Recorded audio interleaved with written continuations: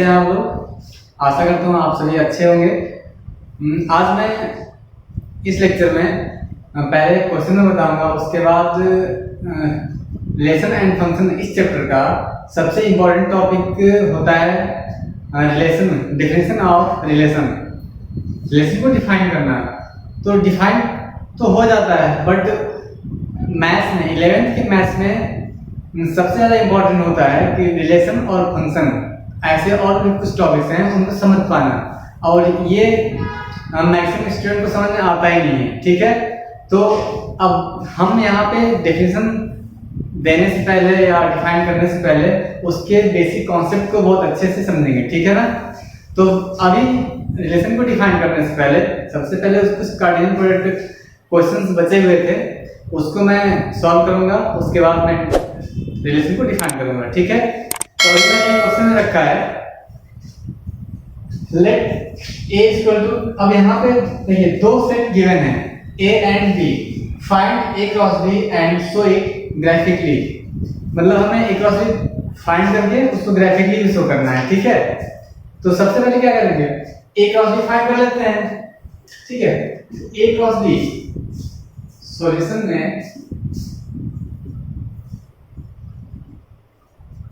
a cross b एक note किया 1 2 3 cross 3। यहाँ पे क्या किया, a और b दोनों क्रॉस के फॉर्म में नोट कर लिया। अब चूंकि काफी प्रैक्टिस हो चुकी है इसकी, फटाफट कर लेते हैं इसको। 1 3 1 4 2 3 2 4 3 3 3 4। इसमें हमने कार्टेशियन प्रोडक्ट फाइंड कर लिए। ठीक है, क्योंकि काफी इजी है इसको फाइंड करना है। इनमें एवरी एलिमेंट के लिए इन दोनों के साथ कॉम्बिनेशन, क्योंकि यहाँ पे 3 एलिमेंट, यहाँ पे 2 एलिमेंट, 3 2 या 6 एलिमेंट आने चाहिए। 1 2 3 4 5 एंड 6, राइट। अब हमने कार्टेशियन प्रोडक्ट को फाइंड कर लिए, अब इसे ग्राफिकली रिप्रेजेंट कैसे करना है। ठीक है, क्योंकि इसमें जितने भी एलिमेंट्स हैं वो किस फॉर्म में है, ऑर्डर्ड पेयर के फॉर्म में है। अब इस तरह का ईच ऑर्डर्ड पेयर क्या रिप्रेजेंट करता है, देखा जाए तो कार्टेशियन प्लेन में ये सारे ऑर्डर्ड पेयर क्या होते हैं, कोऑर्डिनेट्स होते हैं पॉइंट्स के। ठीक है, तो अब इनको एज अ पॉइंट हम क्या करेंगे, इसको ग्राफिकली रिप्रेजेंट करना हो तो जो ये क्लियर है, या इससे पहले आर्टिकल में बताया जा चुका है कि किसी भी कार्टेशियन क्रॉस प्रोडक्ट को ग्राफिकली रिप्रेजेंट करने के लिए यहाँ पे जो दो सेट लिया गया है a एंड b, तो a को x एक्सिस पे डिनोट करते हैं और b को y एक्सिस पर। ठीक है, मतलब उनके एलिमेंट्स को x एक्सिस मतलब हॉरिजॉन्टल एक्सिस है वहां पे फर्स्ट सेट, जो वर्टिकल है वहां पे सेकंड सेट, इनके एलिमेंट को रिप्रेजेंट करेंगे। और फिर वो दोनों जहां इंटरसेक्ट करते हैं पैरेलल लाइंस ड्रॉ करने के बाद, वही पॉइंट्स क्या होते हैं, इन कोऑर्डिनेट्स को रिप्रेजेंट करता है। ठीक है, तो अब देखिए यहाँ 1 2 3 एक एलिमेंट है और x एक्सिस पे होगा, b 3 एंड 4 ये y एक्सिस पे होगा। ठीक है, तो यहाँ कर लेते हैं फटाफट सीखिए। तो x एक्सिस मतलब एलिमेंट ऑफ a 1 2 3 1 2 3, ऐसे सेट b y एक्सिस पे होगा, तो ये 3 और 4 है। ठीक है, तो अगर मैं यहाँ पे 1 2 3 4 कर लूँ तो ये हो गया 1 2 3 4, तो हमें 3 और 4 तुम्हारा जो रिक्वायर्ड पॉइंट है, रिक्वायर्ड पॉइंट 3 और 4, यहाँ पे रिक्वायर्ड पॉइंट तीनों हैं। ठीक है, तो करना क्या है, हमें 1 से y एक्सिस के पैरेलल लाइन ड्रॉ करना है, ऐसे 2 से और 3 से, जस्ट लाइक यहाँ से भी 4 और 3। अब यहाँ से लाइन ड्रॉ करना हो x एक्सिस के पैरेलल, तो मतलब डॉटेड लाइन ड्रॉ करेंगे। यहाँ से हमने ये कर लिया, यहाँ से भी कर लिया हमने, अब वही काम यहाँ से करेंगे। देखिए पैरेलल टू y एक्सिस जा रहा है यहाँ पे, यहाँ parallel to y axis, parallel to y axis. तो इस तरह से जो इंटरसेक्शन पॉइंट मिले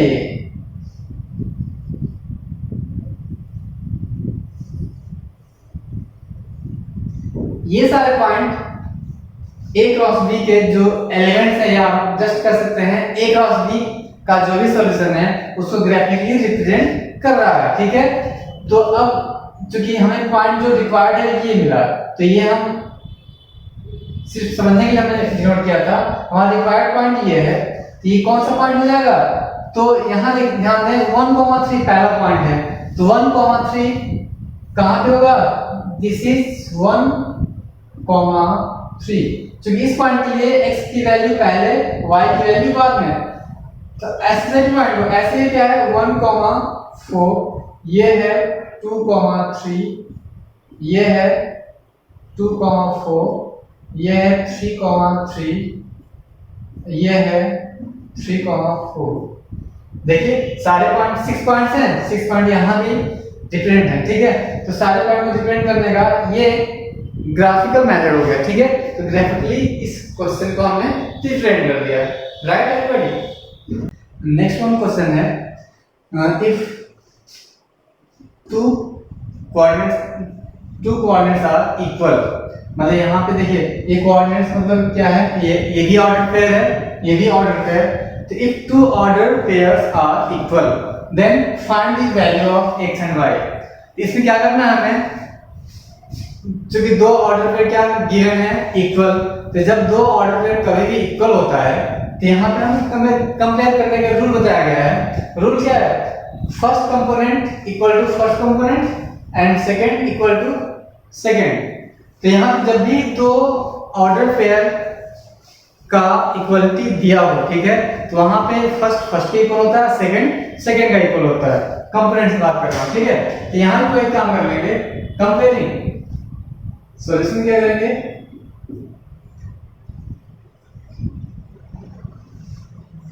कंपेयर करने से क्या मिलेगा? हमारा जो फर्स्ट क्वाड्रेंट है इसके फर्स्ट क्वाड्रेंट के इक्वल होगा, तो x/3 + 1 = 5/3। तो यहां से x की वैल्यू निकालना है, तो x/3 5/3 - 1, इसको सॉल्व कर लेंगे तो 5 - 3 2/3, यहां पे x/3, तो 3 से 3 कैंसिल हो गया, x की वैल्यू 2 आ गई। एंड सेकंड वैल्यू की कंपेयर करेंगे यहाँ पे, तो y - 2/3 = 1/3। तो y की वैल्यू लाना है, तो यहाँ से क्या किया, 1/3 + 2/3 ऐड कर दिया, 3/3 1 आ गया। ठीक है, तो एक वैल्यू यहाँ पे, दूसरा वैल्यू यहाँ पे। इस तरह से हमने क्या किया, x और y की वैल्यू बहुत ही इजीली। और ये क्वेश्चन मैंने पहले बताया था और आज भी बता रहा हूँ, ये क्वेश्चन काफी इंपॉर्टेंट है और बहुत इजी भी है। दोनों तरीके, मतलब इंपॉर्टेंट के साथ इजी होना ये फायदा होता है। तो इसे आप हाँ, तो स्टूडेंट ध्यान देंगे, यहाँ पे हमने अभी इससे पहले कुछ क्वेश्चंस बताए थे जो कि इम्पोर्टेंट था। इसके बाद मैंने जैसा बताया था, कुछ क्वेश्चन के बाद मैं क्या बताऊंगा, रिलेशन को डिफाइन करूंगा। लेकिन रिलेशन से डिफाइन करने से पहले जो उसके कॉन्सेप्ट होता है, बेसिक कॉन्सेप्ट है क्या, देन डिफाइन किस बेस पे किया जाता है। ठीक है, और मेनली मैथ्स में रिलेशन, या हमें नॉर्मल लाइफ में भी ये जो रिलेशन वर्ड है सब लोग फैमिलियर हैं अच्छे से, कि जैसे कि हमें किसी भी दो पर्सन के बीच रिलेशन स्टेब्लिश करना होता है या किसी को बताना होता है, तो हम वहां पे बात करते हैं कि he is related to me, but how, मतलब कोई पर्सन आपसे कैसे रिलेटेड है ये बताया जाता है। तो चलिए मैं कुछ बेसिक रूल या यूं कहें कि जो हम फैमिलियर हैं जिस बात से, उसी बात से या उसी फैक्टर से पहले हम स्टार्ट करते हैं। ठीक है, देन हम मैथमेटिकल स्टेटमेंट में आएंगे। क्योंकि मैथ्स में जो भी रिलेशन फंक्शन यूज हैं, तो सबसे पहले उसका बेसिक कॉन्सेप्ट कहाँ से है, जो हम आमतौर पे यूज करते हैं। राइट, तो यहाँ देखेंगे हमने वही कुछ लाइन लिए हुए, जैसे हमने पहले 2-4 लाइन लिया। ठीक है, यहाँ पर हमने डिस्कस किया हुआ है, Ram is brother of Lakshman, Ram is brother of Bharat, Ram is brother of Arjun, Karan is brother of Arjun, ऐसे Aryan is brother of Sameer. तो हमने यहाँ पे 4 रिलेशंस लिए, लेकिन एक चीज कॉमन है यहाँ पर, यहाँ पे लिखा हुआ है इज ब्रदर ऑफ। क्योंकि हमें पहले छोटी स्टेप समझना है तो हमने रिलेशन को कॉमन कर रखा है। रिलेशन का नाम क्या है, यहां से देखा जाए ये रिलेशन को हमने कॉमन कर रखा है, ठीक है। रिलेशन का नाम क्या है, इज ब्रदर ऑफ। हम चाहें कि इसको ऐसे बॉस करके, ठीक है, ये हमारा क्या हो गया, आर मींस रिलेशन। हम यहाँ कैपिटल आर से रिलेशन को डिनोट करेंगे, ठीक है। तो ये रिलेशन का नाम हो गया। तो अब रिलेशन किसके किसके बीच में है, तो आप देख रहे हैं यहाँ पे राम, करण, अर्जुन, इनका भी है एक टाइप का है। मतलब कि अगर मैं राम और लक्ष्मण के बीच कोई बात बोलता हूँ तो राम इज ब्रदर ऑफ, तो हम देख सकते हैं कि इनका हम एक तिहाई के साथ समझ सकते हैं एक ही कॉन्सेप्ट में। और यहाँ पे लक्ष्मण, भरत, अर्जुन, समीर, ठीक है। तो ये चारों यहाँ से रिलेटेड हैं। रिलेशन क्या है, इज ब्रदर ऑफ का, तो राम इज ब्रदर ऑफ। तो ये क्या हो गया, हम जो आमतौर पर यूज करते हैं जो लैंग्वेज या जो भी रिलेशन बताने के लिए, वो ये हुआ। अब चूंकि इस रिलेशन को अब मैथ्स में पढ़ना है तो थोड़ी चेंज है। अब चेंज क्या है, यही आपको फोकस करना है, ठीक है। क्योंकि प्रॉब्लम यही होती है कि आखिर ये रिलेशन कैसे मैथ्स में इतना हाई लेवल पे पहुंच जाता है और इस तरह से लिखा जाता है जो समझ में नहीं आता है, ठीक है। तो ध्यान देंगे, क्योंकि इंपॉर्टेंट सबसे ज्यादा पॉइंट यहीं पे है। अगर ये समझ में आ गया तो आगे प्रॉब्लम नहीं होगी। तो देखें, एक नॉर्मल जो कनेक्टिविटी है दो पर्सन्स के बीच या दो ऑब्जेक्ट के बीच, वो मैथ्स में कैसे कन्वर्ट हो जाता है या उसका रूल क्या है। तो देखिए मैं इसका रूल बता रहा हूँ। जो रिलेशंस है यहाँ पे, रिलेशन को एक सिंगल लेटर से नाम दिया कैपिटल आर, ठीक है। और जिसके जिसके बीच रिलेशंस हैं तो उन ऑब्जेक्ट को हम अलग अलग कलेक्ट करेंगे। जैसे यहाँ पे राम, करण, अर्जुन, इन सभी का रिलेशन यहाँ पे लक्ष्मण, भरत, अर्जुन और समीर चारों से है, ठीक है। तो चूंकि ये एक ग्रुप में आएंगे, ये अलग ग्रुप में आएंगे, तो इनको हमने ग्रुपिंग कर लिया। ग्रुपिंग मतलब कि इन ऑब्जेक्ट्स का कलेक्शन। तो एक कलेक्शन देखिए हमने तैयार किया है। अब चूंकि कलेक्शन में क्या होता है, किसी ऑब्जेक्ट का रिपीटेशन नहीं होता है, तो चूंकि यहाँ पे राम 2 बार आया हुआ है, तो इसको मैथ्स में लिखने का तरीका क्या है, ये इंपॉर्टेंट है। तो यहाँ पे एक सिस्टम बनाया गया है, क्योंकि मैथ्स में ऐसे ही कन्वर्ट करते हैं, ठीक है। तो सबसे पहली बात, एक ऑब्जेक्ट को एक से अधिक बार रीराइट करते हैं, ये रूल है सेट थ्योरी का। तो हमने यहाँ पे राम 2 बार आया, तो राम एक ही बार राइट करेंगे। उसके बाद Karan and Aryan, Ram, Karan and Aryan, 3 names यहाँ पे हो गए। उसके बाद देखा जाए इनका रिलेशन किसके साथ है, लक्ष्मण, भरत, अर्जुन एंड समीर। उनको हमने इस सर्कल में लिया, इस लिस्ट में लिया, ठीक है। लक्ष्मण, भरत, अर्जुन एंड समीर। अब कौन किससे रिलेटेड है, तो देखिए राम लक्ष्मण से रिलेटेड है, तो हमने यहाँ पे एक एरो बनाया, ठीक है। ध्यान देंगे ये सिस्टम है, ऐसे ही मतलब कि मैथ्स में कन्वर्ट करने का बेसिक कॉन्सेप्ट यही है कि राम किससे करेंगे, तो लक्ष्मण से। तो राम लक्ष्मण को हमने ज्वाइन कर दिया। फिर राम भरत से कनेक्ट है, मतलब Ram is brother of Bharat, तो राम इसी राम को हमने भरत से भी कनेक्ट कर दिया, राइट। क्योंकि ये लाइंस दोनों को इसी में एस्टिमेट करना था, ठीक है। तो ये एक ही बार है बट दोनों को शो कर रहा है एक साथ। ऐसे ही करण अर्जुन, तो करण का अर्जुन से कर दिया एंड आर्यन समीर से।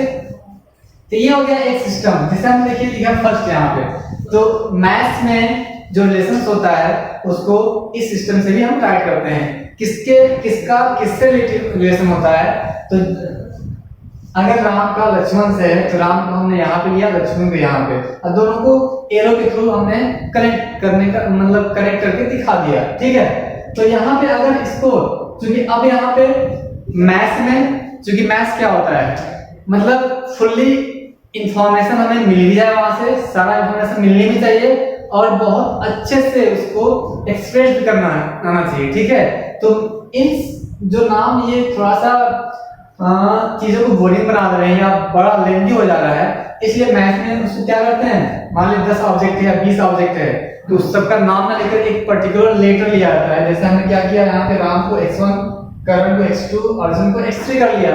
ऐसे यहाँ पे 4 पर्सन थे यहाँ पे, तो यहाँ भी हमने क्या किया, अब y1 y2 y3 से डिनोट कर दिया। इस तरह से अब राम, क्योंकि ये हमने समझ लिया कि x1 किससे लिखा है, राम को हमने x1 से लिखा, करण को x2 से, तो अंडरस्टूड हो गया, ठीक है। ऐसे यहाँ भी y1 y2 से। अब क्या किया, जो रिलेशन हमारा ये था इज ब्रदर ऑफ, तो हमने यहाँ पे एरो बनाया और रिलेशन का नाम यहाँ लिखेंगे, हम बोलेंगे Ram is brother of Lakshman. सारा सिस्टम सिस्टमेटिक है यहाँ पे, बट शॉर्ट बनाने के लिए हमने रिलेशन का नाम लिखा आर। उसके बाद इन नामों को जैसे यहाँ पे x और यहाँ पे y में हमने चेंज किया, ठीक है। तो इस तरह से ये जो सिस्टम होता है इसको बोलते हैं रे डायग्राम, रिलेशन बाय रे डायग्राम। यहाँ पे फर्स्ट जो है ये रे डायग्राम है और रे डायग्राम, ठीक है।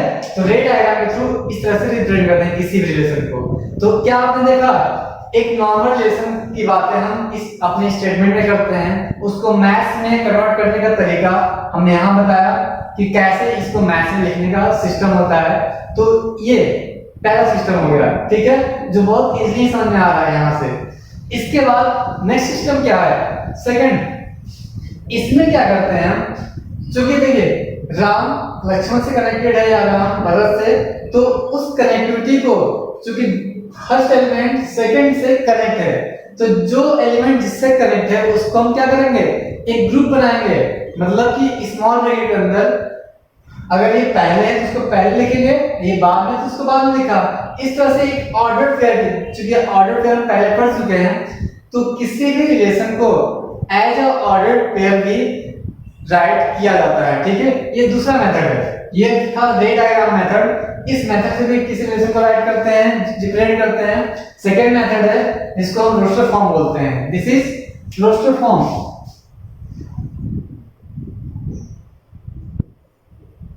Roster method.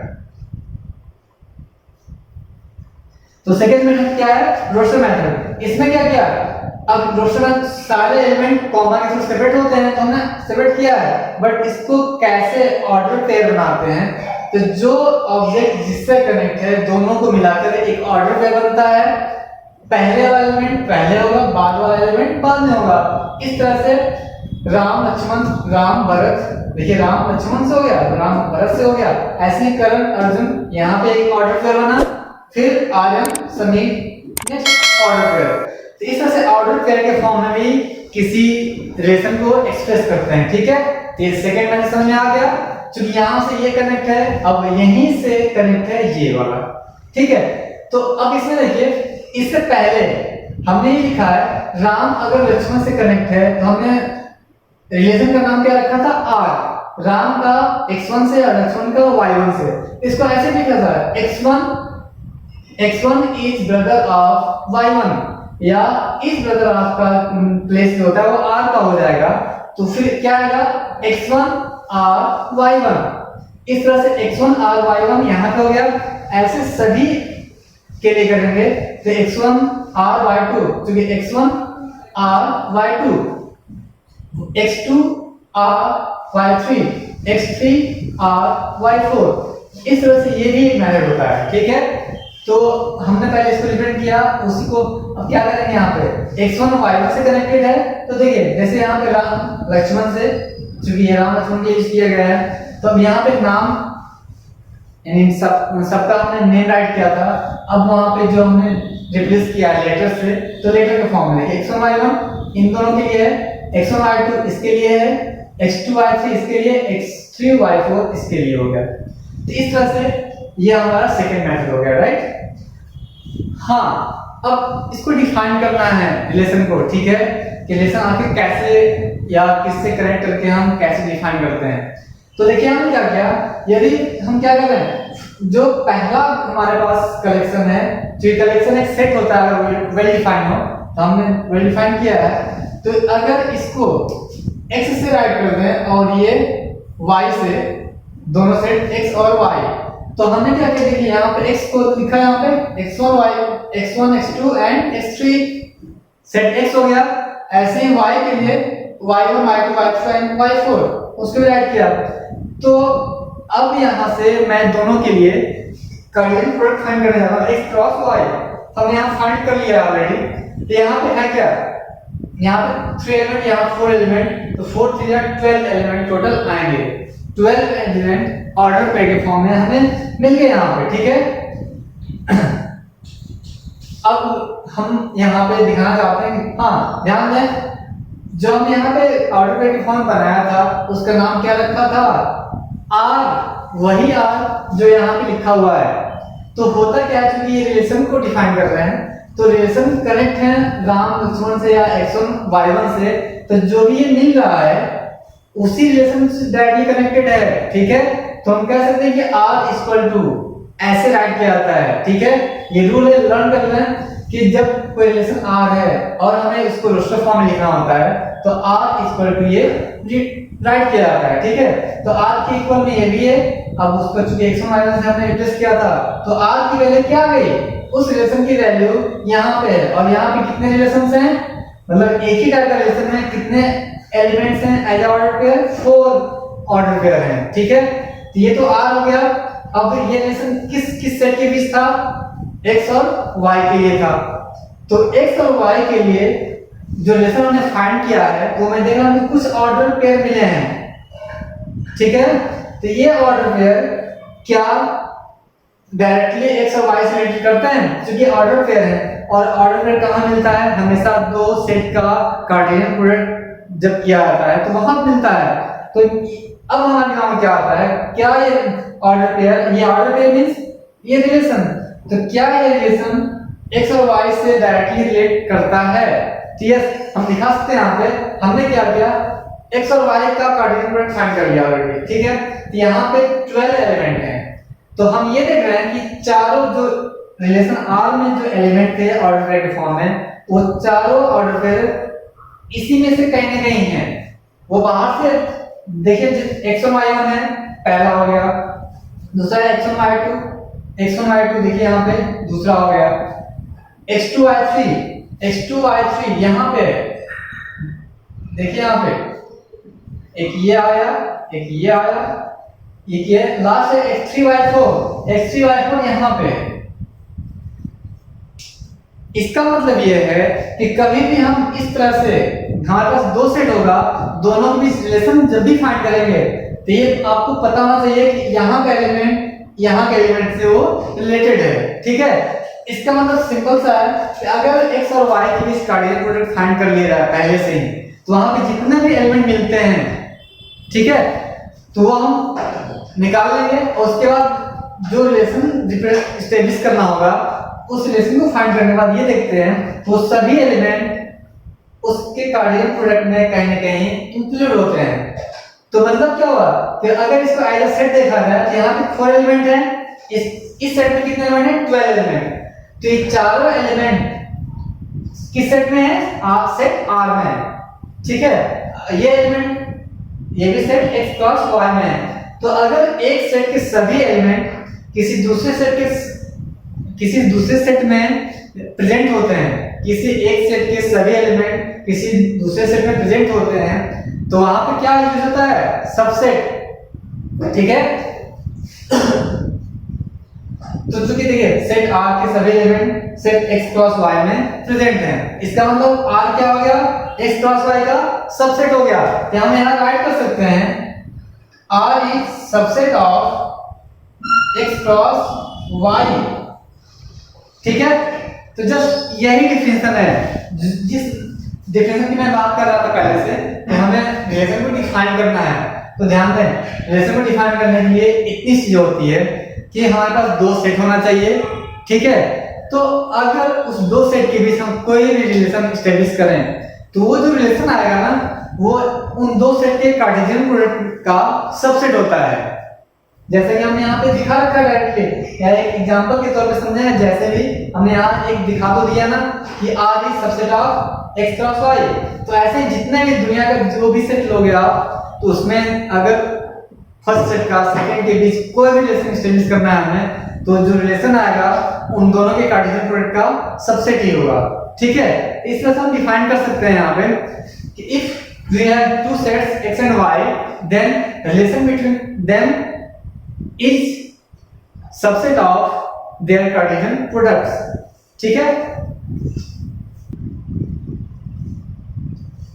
स्टूडेंट, यहाँ पे हमने जो सिस्टम बताया कि उसका रिलेशन को डिफाइन करने का। ठीक है, तो यहाँ पे देखिए, तो डिफाइन करने का सिस्टम तो पता चल गया कि कोई भी रिलेशन किसी भी गिवन दो सेट के बीच एस्टेब्लिश करनी है तो वो रिलेशन उन दोनों के कार्टेशियन प्रोडक्ट का सबसेट होता है। ठीक है, तो जस्ट उसी बेस पे वही बेसिक कॉन्सेप्ट है जिसके थ्रू हम क्या करते हैं, किसी रिलेशन को डिफाइन करते हैं। यहाँ देखिए हमने डिफाइन भी किया हुआ है, जैसे कि let x and y are two non-word set, then the relation from x to y is subset of x cross y।